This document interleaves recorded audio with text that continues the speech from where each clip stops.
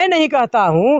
भारत के सर्वोच्च न्यायालय 8 अक्टूबर 2013 को कहा इलेक्ट्रॉनिक वोटिंग मशीन से फ्री, फेयर एंड ट्रांसपेरेंट चुनाव नहीं हो सकता है, निष्पक्ष, स्वतंत्र और पारदर्शी चुनाव नहीं हो सकता है। मैं नहीं, ये सुप्रीम कोर्ट कहता है, तो बाकी कहने वाले कौन होते हैं? और कई वैज्ञानिकों ने भी सिद्ध कर दिया, ईवीएम बनाने वाले लोगों ने सिद्ध कर दिया कि कोई भी ऐसा इलेक्ट्रॉनिक डिवाइस नहीं है जिसमें सेटिंग नहीं किया जा सकता है, छेड़छाड़ नहीं किया जा सकता है। और बृहद पैमाने पर घोटाला हुआ, जितने चुनाव हुए। अगर नहीं होते तो ये कर्नाटक में क्यों ईवीएम तोड़ा जाता? लोग ईवीएम तोड़े, और आने वाले समय में और बृहद पैमाने पर ईवीएम तोड़ा जाएगा, गांव-गांव में बूथों पर तोड़ा जाएगा। ये मैं नहीं, ये जनता की तरफ से किया जा रहा है। और तोड़ने की जरूरत आया तो हम लोग तो तोड़ने में आगे रहेंगे ही, क्योंकि अगर लोकतंत्र को बचाने के लिए हमें जान की भी आहुति देना पड़ेगा, शहीदी भी होना पड़ेगा, तो हम शहीदी होने के लिए तैयार हैं। लेकिन लोकतंत्र को बचाने के लिए ईवीएम अगर तोड़ना पड़ेगा तो तोड़ने के लिए भी तैयार है।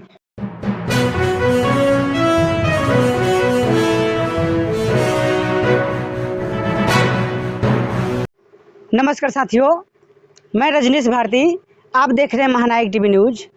साथियों, आज जो अभी कैमरा में जिसे देख रहे हैं, ये वामसेक जो संगठन है, एक जानिए कि एक बहुत बड़े कार्यकर्ता है और बिहार प्रदेश के प्रभारी भी है, और हर जगह गांव-गांव में घूमकर लोगों के बारे में बता रहे हैं। तो इनसे हम कुछ खास मुद्दे पर बातचीत करते हैं। तो सर, स्वागत है महानायक टीवी न्यूज पर। धन्यवाद आपको। सर, जैसे कि मान लीजिए कभी हमारा बिहार अभी नए शिक्षा जो नीति आई है, इस बिंदु पर आप क्या कहना चाहेंगे? देखिए, नई शिक्षा नीति 29 जुलाई 2020 को आरएसएस के द्वारा संचालित सरकार बीजेपी ने लाई, और जिस समय घोषणा किया गया, हो सकता आपको भी जहन में वो बातें होगी, जब देश और दुनिया लॉकडाउन से जूझ रही थी और भारत के तमाम जनता, तमाम छात्र, नौजवान, युवा, मजदूर, किसान वो लॉकडाउन के दहशत में घरों में बंद थी। उस समय 29 जुलाई 2020 को न्यू एजुकेशन पॉलिसी की घोषणा नरेंद्र मोदी जी के द्वारा किया गया।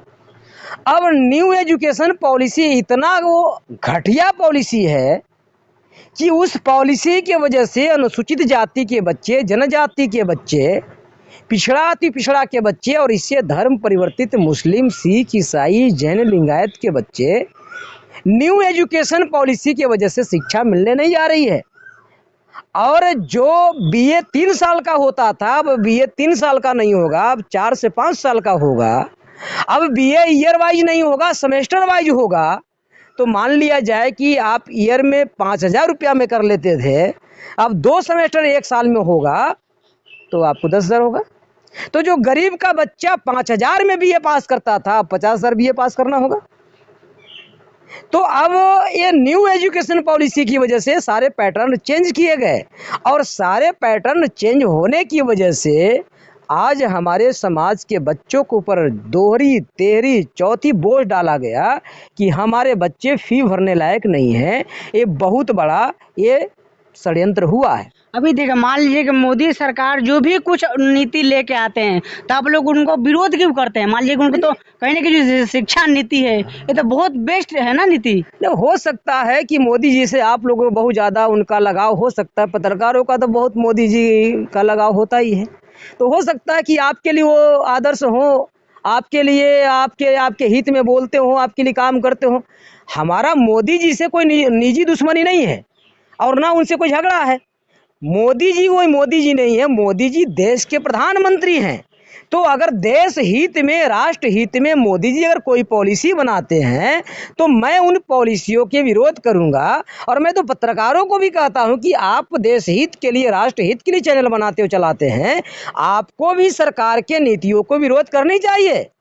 हम अकेला कोई ठेका नहीं लिए हुए हैं। आपके बच्चों को भी शिक्षा चाहिए, आपके बच्चों को भी नौकरी चाहिए, आपको बच्चों को भी पढ़ाई चाहिए कि नहीं चाहिए? एकदम चाहिए। क्या पत्रकारों के बच्चों को नहीं चाहिए? क्या चाहिए? तो अगर मोदी जी गलत नीतियां बना रहे हैं तो आप लोगों को समर्थन करने की बजाय जो कमियां खामियां हैं आप लोगों को, जनता को बताना चाहिए। हम कोई मोदी जी के साथ में हमारा कोई निजी दुश्मनी नहीं है। आज देखिए, अभी देखिए, अगर आपको कहना है कि मोदी जी सही कर रहे हैं, आपको मालूम होगा कि नई एजुकेशन, न्यू शिक्षा नीति की वजह से अब भारतीय सिलेबस में जोड़ा गया है। अब रामायण की पढ़ाई होगी, महाभारत का पढ़ाई होगा, मनुस्मृति का पढ़ाई होगा। क्या आप ये सही है क्या? आज देखिए कहीं ना कहीं हमारे भारत के तो प्राचीन है, उन लोग तो बताना चाहिए लोगों को। क्या क्योंकि प्राचीन मान लीजिए आस्था, उसमें बहुत सारा लोग का आस्था जुड़ा है ना। आस्था जुड़ा है तो आस्था आपको घर में मानना है, आस्था आपको देश के प्रधानमंत्री का काम वो प्रचार करना नहीं है। ठीक है, प्रधानमंत्री का जो धर्म अच्छा लगता है, जो किताब अच्छा लगता है पढ़ सकते व्यक्तिगत तौर पर, लेकिन जनता को वो थोपना ये कोई आस्था की बात नहीं है। आज देखो आप अलग अलग धर्म के हो सकते हैं, अलग अलग जाति के हो सकते हैं, अलग अलग बिरादरी के हो सकते हैं, अलग अलग समूह के हो सकते हैं, अलग बातें हैं, लेकिन आस्था आप किसी के ऊपर थोपेंगे जिससे थोपने से राष्ट्र हित में ना हो, नुकसान हो, ऐसी आस्था की क्या करना है?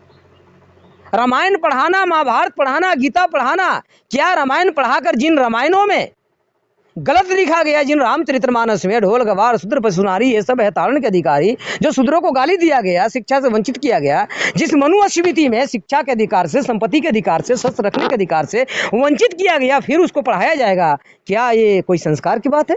क्या वो आस्था की बात है? ये आस्था की बात नहीं है पत्रकार जी। ये आप लोग भी, मुझे लगता है कि पता नहीं आप लोग को भी कुछ उधर से मिलते जुलता रहता है। मान लीजिए कि मोदी जी जो भी कुछ लेके आते हैं आप लोग उसको खुलेआम विरोध करते हैं। आज मान लीजिए कभी देखिए नए संसद भवन बना, वो संसद भवन पुराना हो गया था, लेकिन नए संसद भवन का भी जरूरत है ना जी। नया घर अगर पुराना हो जाता है, पुराना घर अगर पुराना हो जाता है तो नया घर का जरूरत है। आपका भी कहना सही है कि नई अगर घर पुरानी होगी तो नहीं बनना चाहिए, लेकिन घर बनाने वाले जो उसको इंजीनियर लोग अगर कह रहा कि ये घर अभी 100 साल चलेगा तो नई घर की तो जरूरत नहीं है। घर कब बनाया जाता है? जब घर खराब हो चुका है, पानी चू रहा है, टूट रहा है, फूट रहा है, गिर, तब ना होता है। जी। जब इंजीनियरों को कहना है कि ये अभी पुरानी बिल्डिंग 100 साल तक और मजबूत रहेगी तो नई संसद की क्या जरूरत पुराने चीज। और जब अगर नई संसद बन रही है तो आपको भी मालूम होगा कि नई संसद के ऊपर जो पुरानी संसद में जो इतिहास से हमारी रखी हुई थी उस इतिहासों को चेंज किया गया। चेंज नहीं हुआ। देखिए अब जो हमारा जो राष्ट्रीय प्रतीक चिन्ह है अशोक स्तंभ है, उस अशोक स्तंभ को जो टाइगर है, बाघ की शांति मुद्रा में बैठा हुआ है, और नया जो स्तंभ लगाया गया उसमें वो बाघ जो है एकदम मुंह फाड़ते हुए, चिल्लाते हुए, दहाड़ते हुए, जैसे RSS के जो बजरंग दल के लोग मुंह फाड़ते हुए, चिल्लाते हुए हमारे लोग को मारते चलते हैं, काटते चलते हैं, फाड़ते चलते हैं, उस प्रकार से वो प्रतीक बनाया गया। तो मतलब वो विरोध करने वाला है, प्रतीकात्मक को दिखा रहा है। वो अशोक स्तंभ जो है वो टाइगर का जो राष्ट्रीय हमारा चिन्ह है वो हमारा गण व्यवस्था से जुड़ा हुआ है, बुद्ध के इतिहास विरासत से जुड़ा हुआ है। इसको चेंज किया गया और चेंज करके वहाँ पर सेंगोल लगाया गया, और सेंगोल जो है वो समांतवादियों का एक प्रतीक है, वो कोई हमारा राष्ट्र का प्रतीक नहीं है। अगर राष्ट्र का प्रतीक होता तो जिस समय वो प्रतीक चुना जा रहा था उस समय क्या सेंगल नहीं चुना जाता? क्यों नहीं चुना गया? अशोक स्तंभ भी क्यों चुना गया? इसलिए यह नई संसद भवन का उद्घाटन करके आपके इतिहास को मिटाने के लिए किया गया है। नई संसद बनाना एक बहाना है, निशाना उनको इतिहास को दफन करना, चौपट करना है। ये समझ में हमारे लोग को ना, नोट पर पहले नोट जो होता था, नोट के ऊपर मेन जगह पर अशोक स्तंभ का राष्ट्रीय चिन्ह होता था ना, भारत का राष्ट्रीय चिन्ह होता था ना। जी। अब धीरे धीरे बीच से बड़ा होता था, उसको साइड में किया, साइड करते करते उसको और साइड किया, अब करते करते कोना में छोटा सा कर दिया। अब छोटा भी करते करते अब तो केजरीवाल ने कहा कि नोटों पर किसका मूर्ति लगना चाहिए? तो लक्ष्मी और गणेश का लगना चाहिए। तो दिन दूर नहीं है, बहुत जल्द ही नोटों पर जो छोटा सा राष्ट्रीय चिन्ह बच रहा है वो भी गायब कर दिया जाएगा और वहाँ पर लक्ष्मी और गणेश को लाया जाएगा। क्या लक्ष्मी और गणेश हमारे राष्ट्र का प्रतीक हो सकते हैं? क्या किसी देश का है?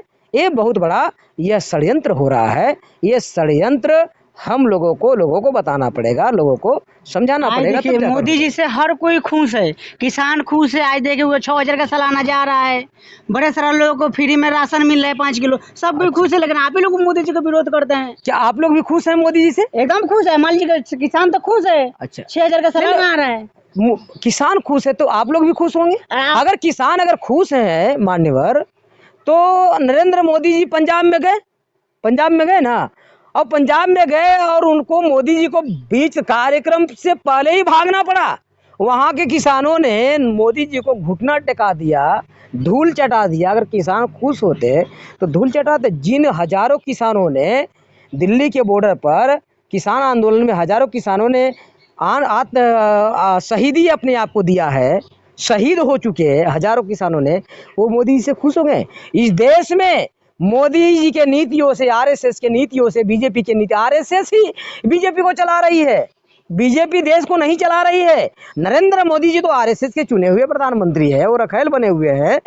और इस देश में किसान मोदी जी से खुश नहीं है, मजदूर मोदी जी से खुश नहीं है, क्योंकि किसानों के विरोध में कानून बना, मजदूरों के विरोध में लेबर लॉ लाया गया, विद्यार्थी के विरोध में नई शिक्षा नीति लाई गई, या महिलाओं के विरोध में 3 तलाक लाया गया। तो ये सारे इनके विरोध में लाए जा रहे। कैसे खुश है? कोई इनके खुश नहीं है, केवल वो प्रचार किया जा रहा है।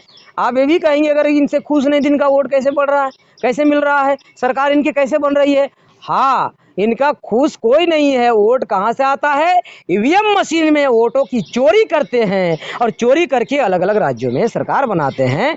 किसान, मजदूर, छात्र, नौजवान, युवा, महिलाएं, बुजुर्ग, बड़े लोग इनको वोटिंग नहीं दे रहे हैं, ये चोरी करके बना। अगर ईवीएम से अगर चोरी होता तो मान लीजिए कभी कर्नाटक में जो कहीं ना कहीं जो कांग्रेस का सरकार बनी है तो कैसे होता?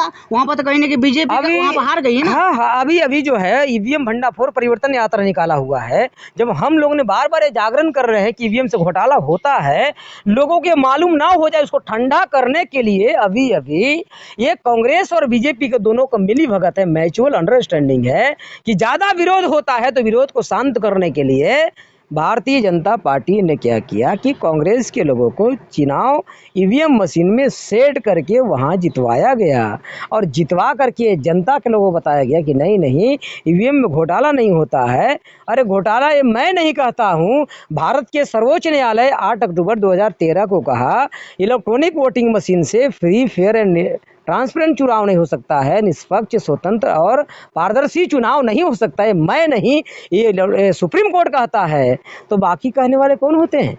और कई वैज्ञानिकों ने भी सिद्ध कर दिया, ईवीएम बनाने वाले लोगों ने सिद्ध कर दिया कि कोई भी ऐसा इलेक्ट्रॉनिक डिवाइस नहीं है जिसमें सेटिंग नहीं किया जा सकता है, छेड़छाड़ नहीं किया जा सकता है। और बृहत पैमाने पर घोटाला हुआ, जितने चुनाव हुए, अगर नहीं होते तो ये कर्नाटक में क्यों ईवीएम तोड़ा जाता? लोग ईवीएम तोड़े और आने वाले समय में और बृहत पैमाने पर ईवीएम तोड़ा जाएगा, गांव-गांव में बूथों पर तोड़ा जाएगा। ये मैं नहीं, ये जनता की तरफ से किया जा रहा है और तोड़ने की जरूरत आया तो हम लोग तो तोड़ने में आगे रहेंगे ही, क्योंकि अगर लोकतंत्र को बचाने के लिए हमें जान की भी आहुति देना पड़ेगा, शहीदी भी होना पड़ेगा, तो हम शहीदी होने के लिए तैयार हैं। लेकिन लोकतंत्र को बचाने के लिए ईवीएम अगर तोड़ना पड़ेगा तो तोड़ने के लिए भी तैयार है। बहुत बहुत धन्यवाद सर। आज मैं सर से बात की है, अब पूरा बात में क्या प्रतिक्रिया है आप कमेंट करके बताइए। मैं रजनीश भारती, नमस्कार।